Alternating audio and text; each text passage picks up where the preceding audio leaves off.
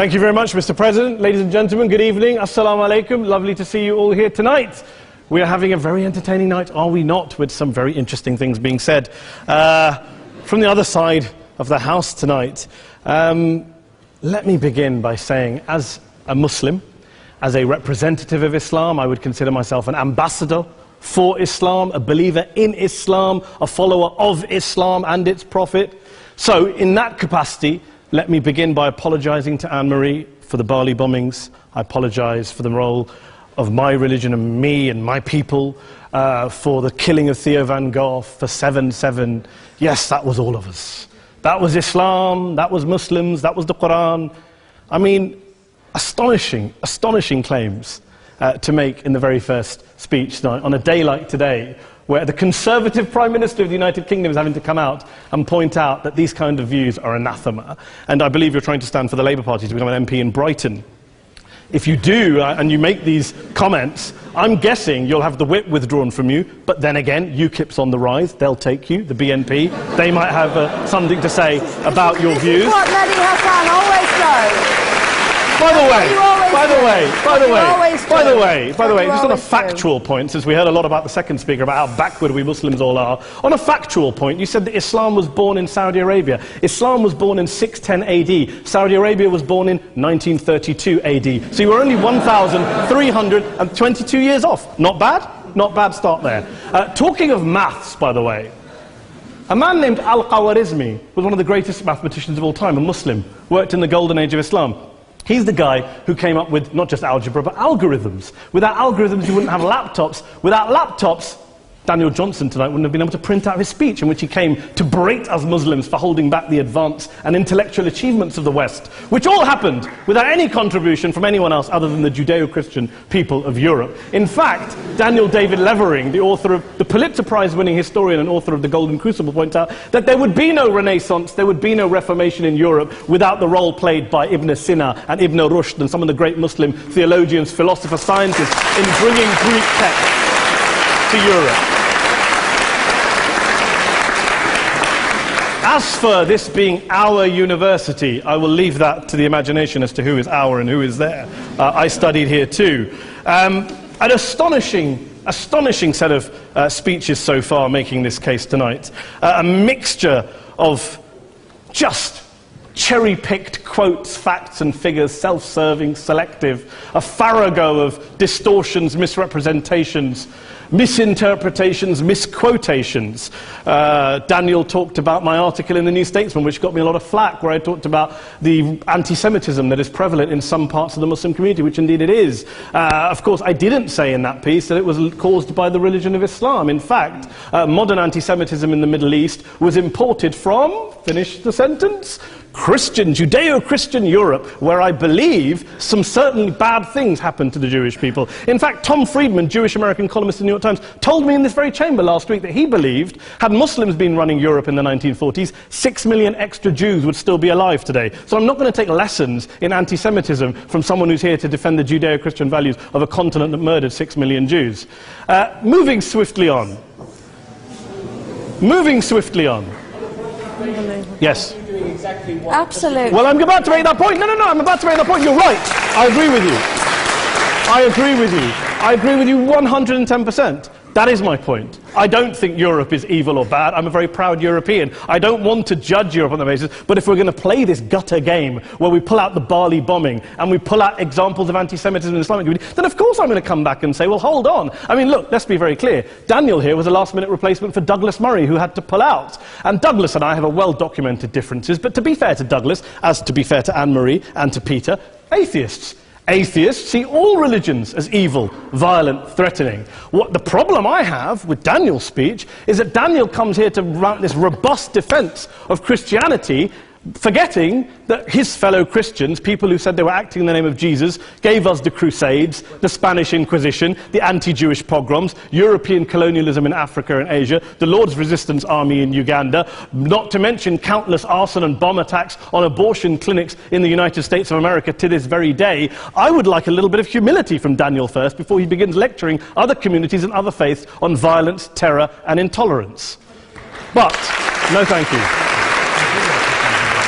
Some water. But I would say this, to address the gentleman's very valid point here, I'm not going to play that game. I don't actually believe that Christianity is a religion of violence and hate because of what the LRA does in Uganda or what Crusaders did to Jews and Muslims in Jerusalem when they took back the city in the 12th or 13th or whatever century it was.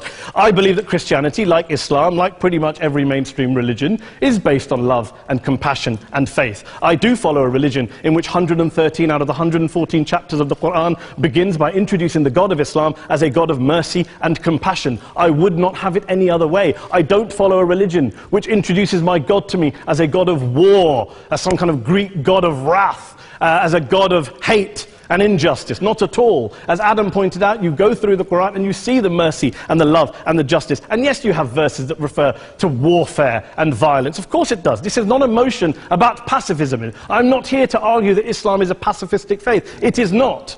Islam allows military action, violence in certain limited contexts. And yes, a minority of Muslims do take it out of that context. But is it religious? We talked about Woolwich.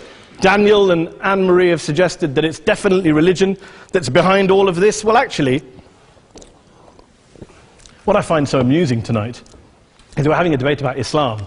And the opposition tonight have come forward. We have a graduate in law, a graduate in modern history, a graduate in chemistry.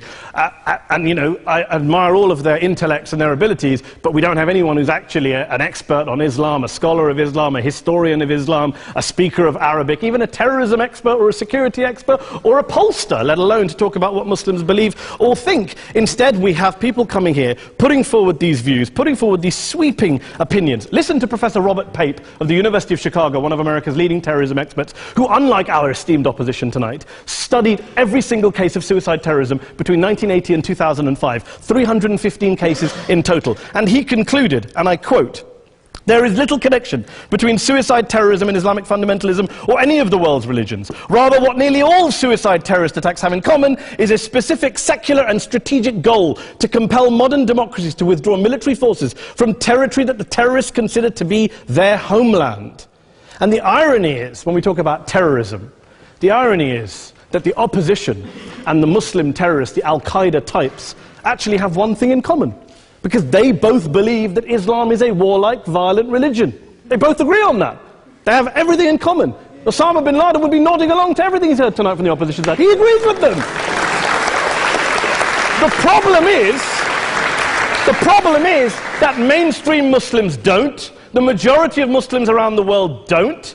In fact, a gentleman here started quoting all sorts of polls. Gallup carried out the biggest poll of Muslims around the world, of 50,000 Muslims in 35 countries. 93% of Muslims rejected 9/11 and suicide attacks. And of the 7% who didn't, they all, when polled and focus grouped, cited political reasons for their support for violence, not religious reasons. And as for Islamic scholars and what they say, well, Daniel talks about our University of Oxford. We'll go down to Oxford Centre for Islamic Studies, get hold of a man named Sheikh Afifi al-Akiti, who is a massively well-credentialed and well-respected Islamic scholar, who has studied across the world, who in the days after 7/7 published a fatwa denouncing terrorism in the name of Islam, calling for the protection of all non-combatants at all times, and describing suicide bombings as an innovation with no basis in Islamic law. Go and listen to Sheikh Tahir al-Qadri, one of Pakistan's most famous Islamic scholars, who published a 600-page fatwa condemning the killing of all innocents and all suicide bombings unconditionally without any ifs or buts.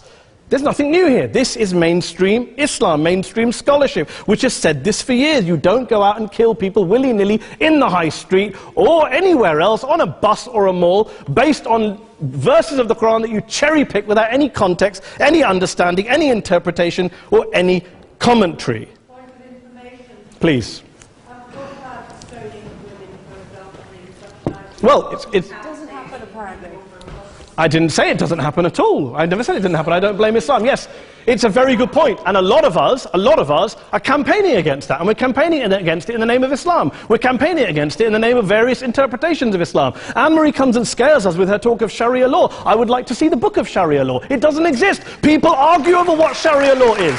And you empower the extremists by saying there is only one version. You empower them all. I don't believe you took any interruptions, Anne-Marie, so I think you should stay there for a moment. Several countries. Here's what we're dealing with. Here's what we're dealing with. We are dealing, I took your point. Here we are dealing with a 1400-year-old global religion, followed by 1.6 billion people in every corner of the world, a quarter of humanity, of all backgrounds, cultures, ethnicities, and yet the opposition tonight wants to generalize, stereotype, smear, in order to desperately win this debate.